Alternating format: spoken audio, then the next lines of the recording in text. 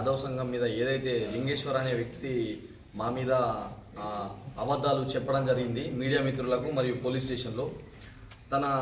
వాళ్ళ డాడీ లింగన్న అనే వ్యక్తి ఆదివారం రోజు చనిపోవడం జరిగింది 3 గంటలకు.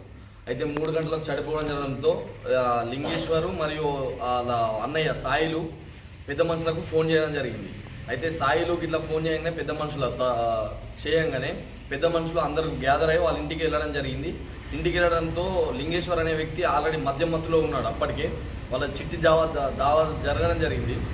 అయితే ఇవన్నీ లింగేశ్వరు ఎప్పుడైతే సాయిలు పెద్ద మనుషుల దగ్గరికి వచ్చిందని లింగేశ్వర్కి ఇన్ఫర్మేషన్ వెళ్ళిందో అంత లోపల లింగేశ్వర్ అనే వ్యక్తి చిన్న కుమారుడు లింగేశ్వరు వాళ్ళ డాడీ బాడీని తీసుకొని అలా ఇంట్లో పెట్టుకోవడం జరిగింది. అయితే మన హిందూ సంప్రదాయం ప్రకారము పెద్ద కొడుకే అంత్యక్రియల్లో అగ్గిపెట్టడం జరగాల, మరియు బాడీ కూడా అక్కడనే ఉండాలని చెప్పేసి బాడీ అక్కడికి తరలింపడం జరిగింది. అయితే లింగేశ్వర్ చెప్పిన వాదన ఏంటంటే సంఘం మీద మా డాడీ దగ్గరికి నన్ను వెళ్ళడం బాడీని ముట్టుకొనివ్వడం లేదు, నాకు 8,000 జరిమానా తీసిర్రు సంఘం వ్యక్తులు అన్నది అది అబద్ధం. అది ఎందుకు అంటే వాళ్ళ పెద్ద కొడుక్కి చిన్న కొడుక్కి ఆల్రెడీ ఆస్తి తగాదాలు ఉన్నాయి.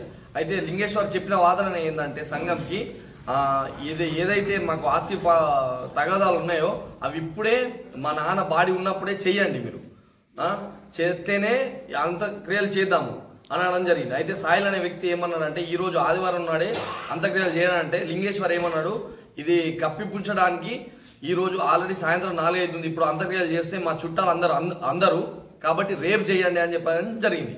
అయితే సంఘం అందరం మేము కూడా ఆలోచించి దూరం చుట్టాలు రావాలి కాబట్టి మేము కూడా సరే అని చెప్పేసి ఆగాము. అయితే సాయంత్రము 7 వరకు లింగేశ్వర్ అనే వ్యక్తి మాతోటే ఉన్నాడు, మేము వాళ్ళతోటే ఉన్నాము. ఆ బాడీ తీసుకెళ్ళిన తర్వాత వాళ్ళ తల్లిని అంటే ఇప్పుడు లింగన్న అనే భార్యని తీసుకొని పోలీస్ స్టేషన్కి వెళ్ళడం జరిగింది. అది మాకు కూడా తెలియదు. వాళ్ళ ఇంటికి అంటే వెనకదారులు వాళ్ళ భార్యని మరియు వాళ్ళ అమ్మని తీసుకెళ్ళి పోలీస్ స్టేషన్లో కంప్లైంట్ పెట్టాడు. ఏమని పెట్టాడంటే పిటిషన్ ఇచ్చాడు. మరియు ఏమని అంటే మా సంఘం వ్యక్తులు మాకు 8,000 జుర్మానా తీసిర్రు, మా డాడీ అంత్యక్రియలకు నన్ను రావద్దంటున్నారు అన్నది అది చాలా తప్పుడు ప్రచారం. ఎందుకు అలా చేసాడంటే ఇప్పుడు ఏదైతే ఆస్తిపద తగాదాలు ఉన్నాయో అవి ఇప్పుడు చేస్తేనే మా డాడీది అంత్యక్రియలు చేయాలి. అయితే మేము సంఘం సభ్యులం ఏమన్నామంటే పొద్దున ఖచ్చితంగా వీళ్ళు అంటే లింగేశ్వర్ ముందే అనుకున్నాడు ఈ రోజు అంటే నేను శవంని ఆపాను, కానీ పొద్దుగల అయితే ఖచ్చితంగా నేను ఆపలేను అంత్యక్రియలు, ఏదైనా చేస్తే నేను ఖచ్చితంగా ఈ నైట్లో చేయాలని చెప్పేసి వాళ్ళ అమ్మని అంటే సొంత తల్లిని కూడా అంటే శివరాజకీయం ఎలా చేసినట్టు సొంత తల్లిని తీసుకెళ్లి పోలీస్ స్టేషన్కి వెళ్ళేసరికి మీడియా మిత్రులు అటు పోలీస్ సంజీవ్ గారు కూడా ఆగమైపోయింది. ఇట్లా నిజంగానే జరుగుతున్నాయి కావచ్చు, అక్కడ ఎక్కడెక్కడో జరగడం వల్ల పోలీస్ మిత్రులు కానీ మీడియా మిత్రులు కానీ ఇది కావచ్చు అనుకొని ఈ సంఘం మీద అబద్ధము స్టేట్మెంట్ ఇచ్చి సంఘంని తప్పుదోవ పట్టించాడు.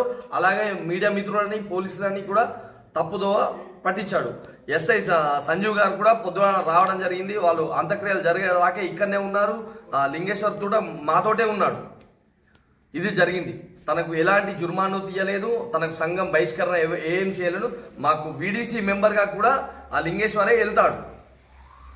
మా మెయిన్ లీడర్ అయిననే అంటే సంఘంలో ఒక మెయిన్ లీడర్ ఉంటారు కదా ఊరి మీదకి వెళ్ళేది అతనే కమిటీకి ఇది జరిగింది. మేము ఎలాంటి జుర్మాలు తీయలేదు. తననే కావాలని తన తల్లిని పట్టుకుని రాజకీయం చేశాడు, శివ రాజకీయం చేశాడు. ఇలాంటి కుమారుని వాళ్ళు ఫ్యామిలీ సహిస్తుంది కావచ్చు, కానీ ఈ సంఘంని బదనం చేయడం అన్నది కరెక్ట్ కాదు. ఇది జరిగింది.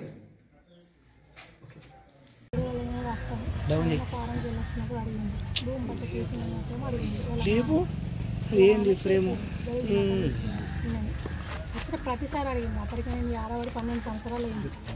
వచ్చిన ప్రతిసారి అడిగింది, నా ఇంతకు ఎంత భూమి వస్తాయంటే చేసుకుంటున్నాం, పంట ఓళ్ళదాలు పండించుకుంటున్నాం కాబట్టి చేసి ఇమ్మని మాత్రం అడిగింది. పట్ట వేసి అడిగితే మేము లోన్ తీసుకుంటామని చెప్పేసి అడిగింది. లోన్ తీసుకొని మా చిన్న మామూలుగా ఒక బియ్యడు ఉంటే ఆ బియ్యడు మీకు వస్తా అంటే అప్పుడు ఖర్చు ఎంత అడిగినా నేను ఒక్కదాన్ని వేయించుకున్నా బియ్యడు. ఇంకా బియ్యడికి 1 ఎకరం కంటే ఎక్కువ మాకు వస్తుంది మా మామ పేరు మీకు వెళ్ళి, అది పట్టకు వేసిమని అడిగింది. అడిగేదానికి వచ్చిన ప్రతిసారి సంవత్సరానికి ఒకసారి వస్తుండే, వచ్చిన ప్రతిసారి అడిగిండు నాకు చేసి వెళ్ళాడు. మళ్ళీ నేను గలీజ్ మాటలు తిట్టాను, నీకు ఎందుకు వేసి ఇస్తాను గలీజ్ మాటలు తింటే నేను ఏమంటే దగ్గరికి పోయి ఓడి చూపిస్తున్నారు అని గలీజ్ మాటలు అంటే అన్నాడు. ఒప్పుకున్నాడు అంతే, కాళ్ళ పట్టుకున్నా కానీ ఒక చిటికెళ్ళి దెబ్బసుకో పోయలేడు. కొట్టి అంత దుర్మార్గుడు కాదు నా భర్త. ప్రేమ కొద్దిగా చూసుకుంటాను. దానికి మా మరిది వచ్చి వాళ్ళ నాన్నని పట్టుకొని ముట్టేసి నేను ఉల్టా జైలు మీద వండబెట్టి ఒక మోకాలు తీసి చాకు మీద పెట్టి ఒక బొండికాయ చేత పట్టి ఒక చేత ఇట్లా ఫాస్ట్గా కొట్టింది. ఇట్లా కొట్టి నాకు దమ్ము వెళ్తలేదు. అటు ఇటు ఇట్లా పెనుగులాడుతుండు కానీ ఏం పట్టుకొని లేవస్తలేదు. నాకు పక్కకు నా కొడుకు చిన్న ఉన్నాడు. ఇట్లా పట్టి నూకేస్తున్నా ఆయనకు జరుగుతలేదు. మేము దగ్గరికి పోతలేదు. పోతే మమ్మల్ని ఎడగొడతాడు భయం. వాళ్ళ అమ్మ ఉన్నది పక్కకు, వాళ్ళ భార్య ఉన్నది, వాళ్ళ పిల్లలు అందరూ ఎవరిని తోస్తలేరు. వాళ్ళ నాన్న ఆయన ఇలా తమ్ముడు నేను కొడుతూనే ఉన్నాడు. ఇట్లా లాస్ట్గా ఏం చేసినంటే ఇట్లా పట్టుకొని లేస్తా కాలర్ దొరుకుతాయేమో ఇట్లా అంగి పడుతుంది దొరుకుతుందేమో అని చెప్పేసి ఇట్లా పట్టుకొని లేచింది. లేస్తారు కంటే చైన్ దొరికింది. నేను చైన్ అనుకుంటలేదు. ఇప్పటికి నేను పట్టుకొని లేస్తాను పానం కాపాడుకుంటా అని చెప్పేసి ఆ పెనుగులాటలో చైన్ పట్టుకొని లేస్తారు కంటే చైన్ అయిపోయింది. చైన్ దింపేసినామని చెప్పేసి మళ్ళీ ఇడిచింది. వాళ్ళ అమ్మ ఏమన్నా కొట్టేటప్పుడు మరి అన్నని కొట్టకురా అని అంటలేదు. అట్లా అంటలేదు. కొట్టేటప్పుడు చైన్ అయిపోయారా అని చెప్పేసి ఇట్లా కొట్టుకున్నాక నిడిచిండు. ఇడగానే నాకు ఒక్కొక్కన నేను పట్టుకొని జరిగింది పట్టుకొని ఇంట్లోకి తీసుకొస్తుంది. కొట్టేటప్పుడు ఒక తురుకొల్లామ వచ్చింది. వచ్చి కొట్టకోయి లింగేసి కొట్టకోయి మన ఉంటే రేపు మాట్లాడుకోరు. కొట్టకోయరు మీ అన్నకన్నా కానీ ఆమె కంటి తినకుంటే ఇక్కడ కరబుజా అమ్ముతాడు లతిపన్నని ఆయన దగ్గర కురిగింది. సాయిలు అనిపోతాడు కొడుతుండు దా అని చెప్పేసి ఆ అన్నం మొన్న సండే రోజు ఏమైనా 11:30 ఆ టైంలో నాకు ఒక ఫోన్ కాల్ వచ్చిందను. మా ఫ్రెండ్ చేసిండు.